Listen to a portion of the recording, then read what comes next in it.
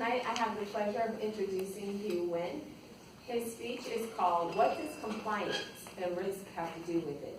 The purpose of this project, the purpose is for him to practice the skills needed to connect with an unfamiliar audience.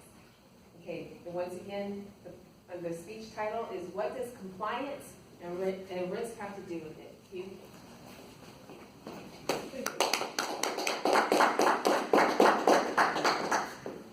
Do you want to hear about compliance? Yeah. Do you want to hear about risk? Yes. There wasn't any excitement. And I can feel you, because I don't want to talk about compliance or risk. I want to talk about food, clothing, and shelter. If you were here last week, I was asked a question about compliance and risk. And I did my best to talk about compliance and risk. Tonight, you will not hear about compliance and risk. I uploaded that video, so if you want to hear about it, you can go to my YouTube channel and watch that video on YouTube. Now, I'm talking about food, clothing, and shelter. One of the basic needs that you have to have, according to Mr. Alvin Jones last week.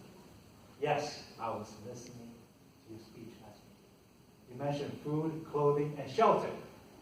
So food is the most important thing that you have to have. Food.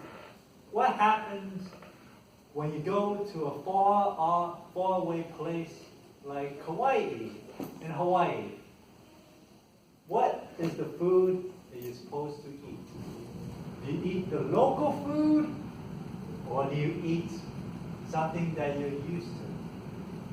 For me, I had everything. The first week, I had lots and lots of pizza. There was a buffet place that they had on the island. I went up to the store, and do you like pizza? Do you like pizza? Joanna, I know you like pizza, right? I know everyone loves pizza. So when you need food, you can always find a pizza place anywhere you go. And even on the island of Kauai in Hawaii, I found a pizza place. It's called, it was so good that it just rolls off the tongue what the name of the place is called. And it'll get back to me later on. I'm just thinking about the pizza, the good pizza that was there. So I also had the local food. There's something called Loco Moco. In Spanish, it means crazy snot. But it really wasn't a literal translation of it.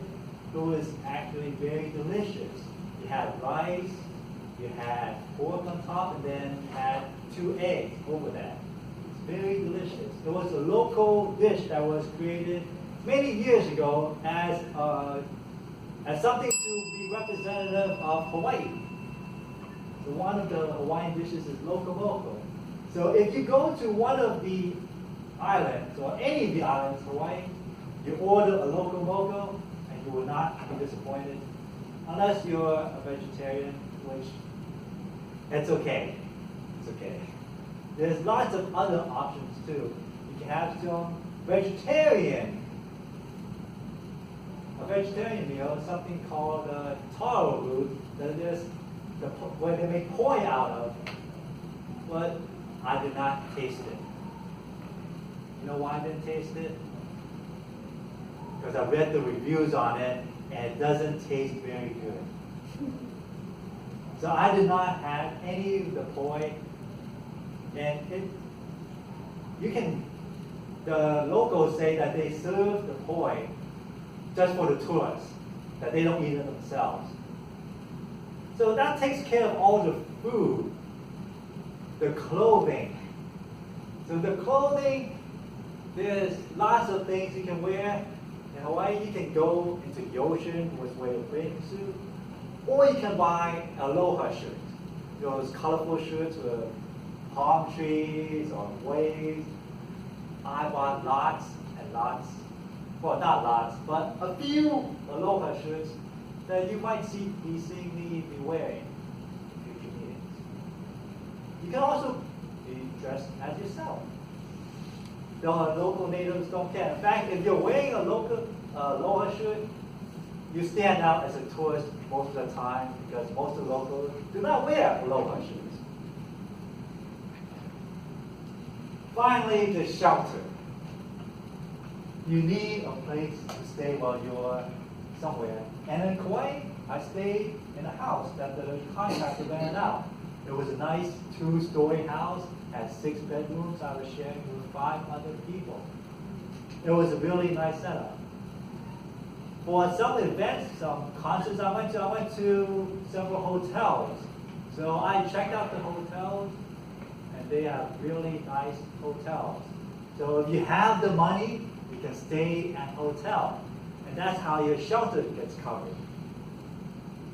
So I talked about the 3 most important things that Mr. Jones talked about last week. Food, clothing, and shelter. And I talked about how it affected me when I took the trip to Kauai the last 4 months. So what do you do when you have to go somewhere to find food, clothing, and shelter?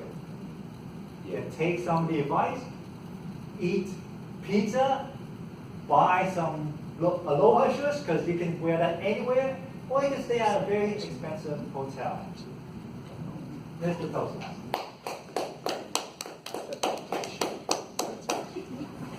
Very good. All right. Good job. Moving right along, speaking